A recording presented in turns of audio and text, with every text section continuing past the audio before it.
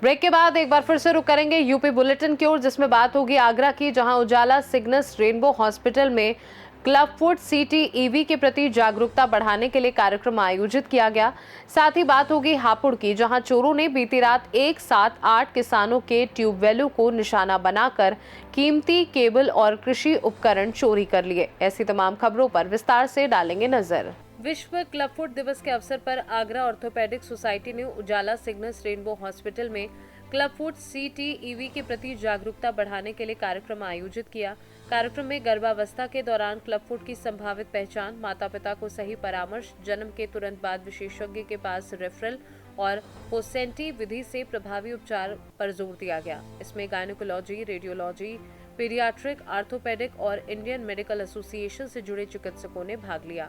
Society के अध्यक्ष doctor Atul Kulshreshtha ने स्वागत संबोधन दिया, जबकि सचिव डॉक्टर संजय चतुर्वेदी ने कहा कि क्लब फुट पूरी तरह से इलाज योग्य जन्मजात विकृति है और समय पर पहचान व उपचार से अधिकांश बच्चे सामान्य जीवन जी सकते हैं। वहीं डॉक्टर नरेंद्र मल्होत्रा ने प्रसव पूर्व परामर्श और बहु विशेषज्ञ रेफरल की महत्ता पर अपने विचार साझा किए। संचालन और पैनल चर्चा डॉक्टर निहारिका, डॉक्टर शुभम खंडेलवाल और डॉक्टर सिद्धार्थ दुबे ने की। पैनल चर्चा में doctor RK Arora, rainbow IVF की MD doctor Jaideep Malhotra, doctor Richa Singh आदि ने विचार रखे। इस अवसर पर doctor Keshav Malhotra, unit head Rananjay Singh, HR manager Lovelesh Gautam आदि मौजूद रहे। दिवस पे हम लोग का अवेयरनेस प्रोग्राम है, जिसमें प्रिवेंशन, अर्ली डिटेक्शन, ये बहुत एक सामाजिक ही है कि ये देवी का प्रकोप है, उसकी वजह से ये पैर टेढ़े आए हैं। तो जितना अर्ली हम इसको डिटेक्ट कर लेंगे, डायग्नोज कर लेंगे, उतना बढ़िया इसका जल्दी इलाज शुरू हो जाएगा और उतने अच्छे ही रिजल्ट आएंगे। अदरवाइज़ ये है कि पैर टेढ़ा हो जाता है, कुछ ना कुछ कमी रहती है बाद में। तो ये सारा तो इसका सर इलाज मतलब क्या, कहाँ पे होगा सर, कौन डॉक्टर करेगा? ऑर्थोपेडिक सर्जन करते हैं इनका, सब जगह है जी। सीरियल प्लास्टर लगते हैं। कुछ केसेस में जब दोबारा रिलैप्स होते हैं तब सर्जरी की जरूरत पड़ती है, नहीं तो 80 से 90% केसेस प्लास्टर से ठीक है। कुछ लगभग कितने उम्र से सिलेक्शन हो जाए, बर्थ पे ही आपको उसको इलाज शुरू। जैसे ये साइंटिफिक टाइप का प्रोग्राम था, जिसमें हम लोगों ने चारों एसोसिएशन, ऑर्थोपेडिक्स, पीडियाट्रिक, रेडियोलॉजी और साथ में ये गायनेकोलॉजिस्ट एसोसिएशन को बुलाया था। ये वर्ल्ड क्लब फुट डे है, जिसके ऊपर ये आज संगोष्ठी का कार्यक्रम किया गया है, जिसमें हम लोगों ने ये डिस्कस किया कि कैसे पेशेंट को अर्ली डायग्नोस किया जा सकता है, जो कि हम लोग फीटल अल्ट्रासाउंड के माध्यम से भी कर सकते हैं।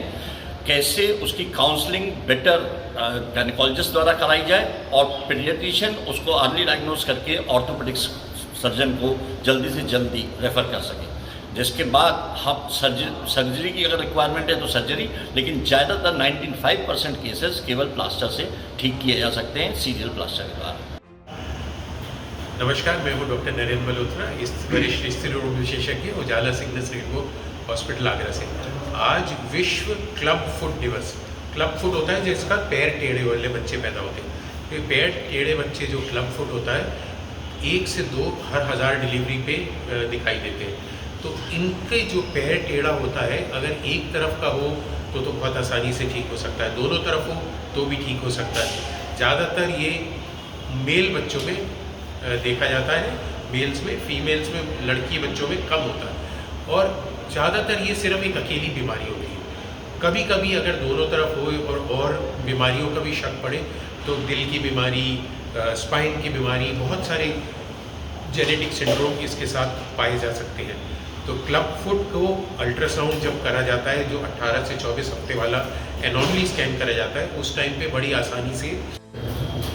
नमस्कार, आज 3 जून को हम विश्व क्लब फुट अवेयरनेस दिवस मनाते हैं। क्लब फुट या CTEV ये एक जन्मजात बीमारी है, कॉन्जेनाइटल जिसको कहते हैं, जन्मजात बीमारी है, जिसमें जो बच्चा है उसके पैरों में टेढ़ापन आने लगता है। क्लब फुट नाम इसलिए पड़ा है कि क्लब जो गोल्फ में हम स्टिक यूज़ करते हैं बेसिकली, वो गोल स्टिक के शेप का वो पैर हो जाता है इस तरीके का, तो उसको क्लब फुट साधारण भाषा में कहते हैं। समझने वाली बात यह है कि सबसे पहले तो इस परेशानी का इलाज संभव है, बहुत सिंपल तरीके से संभव है। 90% से ज़्यादा बच्चों में ऑपरेशन की ज़रूरत नहीं पड़ती यदि समय पे इलाज शुरू हो जाए तो। इलाज जितनी जल्दी हो सके उतनी जल्दी शुरू होता है। 2 से 3 हफ्ते के बच्चे में भी इलाज शुरू कर देना चाहिए। आगरा से सीनू संवाददाता अनुज उपाध्याय की रिपोर्ट। हापुड़ के थाना सिंभावली क्षेत्र के माधापुर गांव में बेखौफ चोरों ने बीती रात एक साथ 8 किसानों के ट्यूबवेलों को निशाना बनाकर कीमती केबल और कृषि उपकरण चोरी कर लिए। सुबह खेतों पर पहुंचे किसानों को टूटे ताले और बिखरा सामान मिला, जिसके बाद क्षेत्र में आक्रोश फैल गया। ग्रामीणों का आरोप है कि लगातार हो रही चोरी की घटनाओं के बावजूद पुलिस अपराधियों पर अंकुश लगाने में विफल रही है और यदि प्रभावी गश्त होती है तो इतनी बड़ी वारदात संभव नहीं थी। पीड़ित किसानों ने चोरी की घटना के जल्द खुलासे और सामान की बरामदगी की मांग की है। वहीं चेतावनी दी है कि कार्यवाही नहीं होने पर वे आंदोलन करने को मजबूर होंगे। लगातार बढ़ रही आपराधिक घटनाओं से क्षेत्र के किसानों और ग्रामीणों में असुरक्षा की भावना गहरा गई है। राम कुमार त्यागी, कहाँ के निवासी हैं? माधापुर। क्या घटना घटी है? घटना ये हुई, ये यहाँ से केबल जो है चोरों ने रात उपाड़ के और वहाँ बोरिंग तक का सब खींच के ले गए हैं। 1 महीने पहले भी स्टार्टर ले गए थे, केबल ले गए थे सब, आज रात में फिर ले गए। 10 कुआं के चले गए हैं। किस किस के कुएं पे चोरी हुई, क्या क्या नाम है उनका? एक तो योगिंदर के कुआं पे चोरी हुई है, एक विकास के कुआं पे चोरी हुई है, एक गोली के कुआं पे चोरी हुई है, एक हुई है अनिल के कुआं पे, एक पप्पू के कुआं पे हुई है, एक बीनू के पे हुई है और एक राजू के पे हुई है। तो दो राजू ये खड़े हुए हैं। दो राजू इनके ट्वेलों पे तो सबसे केबल ले गए हैं, जाल पार दिए हैं। 3 महीने में 30। और जो इसमें सामान रखा हुआ था वो निकाल लिया और केबल काट लिया, जो मोटर वाला केबल है। क्या नाम है आपका? मेरा नाम है जी राजीव त्यागी, कहाँ के निवासी हैं? ग्राम माधापुर मोजमपुर। तो आपने पुलिस को सूचना दी? पुलिस को 112 को कॉल कर दी। कितने कुएं पे चोरी है? लगभग 10 कुओं पे चोरी है जी। जो भी सामान मिला उन्हें सब सामान जो ले। 1 महीने में तीसरा चांस है ये, कम से कम जी। 3 बार, तीसरी बार हुआ है आज 1 महीने में। अब किसान हर टाइम जंगल में कैसे रहे? 100 नंबर वाले पता नहीं चक्कर लगाते नहीं लगाते हैं, देख के तो भग जाते हैं उनके, हमें कुछ नहीं पता क्या है। लेकिन 1 महीने में तीसरा नुकसान इन्हीं ट्यूबवेलों पे हुआ जिन पे आज हुआ है। मैं कह रहा था जी, यहाँ कैमरे लगे हुए हैं हाईवे पे से, यहाँ हाईवे के बिल्कुल मिला हुआ। हापुड़ से सीनू संवाददाता सचिन सागर की रिपोर्ट। ललितपुर के तहसील मड़ावरा के ग्राम सादुमल में खनिज माफियाओं द्वारा दबंगई के साथ रातों रात हजारों ट्रैक्टर ट्रॉली मोरम का अवैध खनन कर बिक्री किए जाने का मामला सामने आया है, जिससे सरकार को लाखों रुपए के राजस्व का नुकसान बताया जा रहा है। ग्रामीणों का आरोप है कि कुछ दिन पहले खनिज विभाग को सूचना देने के बावजूद कोई ठोस कार्यवाही नहीं हुई और क्षेत्र के कई गाँव में अवैध खनन लगातार जारी है। लोगों का कहना है कि अधिकारी केवल कागजी कार्यवाही तक सीमित हैं, जबकि मौके पर अवैध खनन धड़ल्ले से चल रहा है। इस स्थिति को लेकर स्थानीय लोगों में नाराजगी है और वे जल्द सख्त कार्यवाही की मांग कर रहे हैं। ललितपुर से सीनू संवाददाता राकेश कुमार वैद की रिपोर्ट।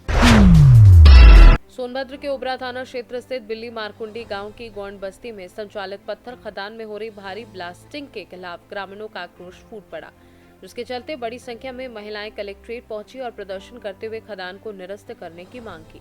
ग्रामीणों का आरोप है कि ब्लास्टिंग के दौरान पत्थरों के टुकड़े घरों तक पहुंच रहे हैं, जिससे कभी भी बड़ा हादसा हो सकता है। साथ ही खनन माफिया पर जमीन कब्जाने के प्रयास के भी आरोप लगाए गए हैं। प्रदर्शन के दौरान महिलाओं ने नारेबाजी की और बाद में जिलाधिकारी को ज्ञापन सौंपकर कार्यवाही की मांग की। ग्रामीणों की शिकायत पर जिलाधिकारी ने खनन अधिकारी को तलब करते हुए जांच के आदेश दिए और आश्वासन दिया कि नियमों के उल्लंघन की पुष्टि होने पर सख्त कार्यवाही की जाएगी। मेरा पार्वती विश्वकर्मा नाम है और मैं खरटिया बिल्ली मारकुंडी, क्या समस्या है आप? ये गोड़वाना बस्ती में रहती हूँ और ये मेरे घर पे पत्थर गिरा है कल ब्लास्टिंग के दौरान दोपहर 1 बजे। खाना बनाते वक्त मेरी मम्मी खाना बना रहे थे, उन्हीं के जस्ट बगल में ये पत्थर गिरा है और मैं यही चाहती हूँ कि खदान जल्द से जल्द बंद। बस क्या बोले अधिकारी से बात हुआ, क्या कहा? बोले हैं कि अभी खनन अधिकारी को बुलाया गया है, फिर उसके दौरान फिर बातचीत होगी। और मेसरी मेरे नाम है। खनन करने वाले जबरदस्ती हमारे खेत लूट रहे हैं और पता नहीं कहां से वो लोग एग्रीमेंट कराए हैं हमारे खेत में जो थोड़ा हमारा है उसको कराए हैं और वो लोग जबरदस्ती खेत लूट रहे हैं कि हम लोग के 50,000 और 30,000 ऐसे कहते हैं कि ले लीजिएगा पैसा। और राहुल हैं, राहुल दुबे हैं, खरटिया में रहते हैं वो लोग। और हाँ, उनका खेत भी है, खनन चला रहे हैं वो, और हम लोग का खेत हड़प रहे हैं। आपकी परिचय? मेरा परिचय, मैं सप्तुद्दीन कुशवाहा एडवोकेट, अच्छा, दिल्ली मार्केट की खरटिया गुड़वाना बस्ती की निवासी हूँ। वकील साहिब, अभी यहाँ पे आप लोग प्रदर्शन कर रही हैं, क्या प्रकरण है? जी, हम लोग इस प्रकरण को लेके आए हैं कि गुड़वाना बस्ती खरटिया दिल्ली मार्केट ओबरा थाना का अंतर्गत आता है, और वहाँ पर जो है अवैध खनन किया जा रहा है खनन माफियाओं के द्वारा। और वो माइंस किसके नाम पे है उसका बोर्ड भी नहीं लगा है, किसके नाम पे लीज है वो बोर्ड भी नहीं लगा है वहाँ पे।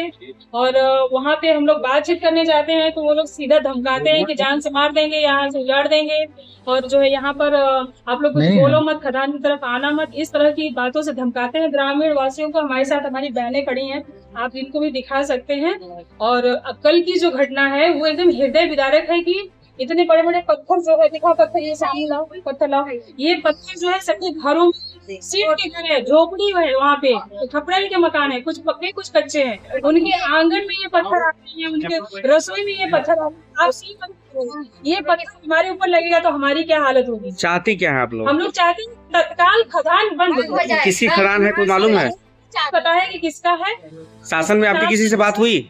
किसी से बात हुई आपकी इसे लेकर के अधिकारी से? हमारा इस विषय पे अभी डीएम साहब से बात हुआ है, उन्होंने हमें आश्वासन दिया है कि इस पे कार्रवाई होगी, आप परेशान नहीं हुए। अभी उन्होंने खनन अफसर को तत्काल अभी उन्होंने बुलाया है मिलने के लिए। सोनभद्र से सीनू संवाददाता कुमदत चौधरी की रिपोर्ट। यूपी बुलेटिन में फिलहाल के लिए इतना ही। बने रहिए सी न्यूज़ भारत के साथ, हर खबर आपके साथ, आपके हाथ।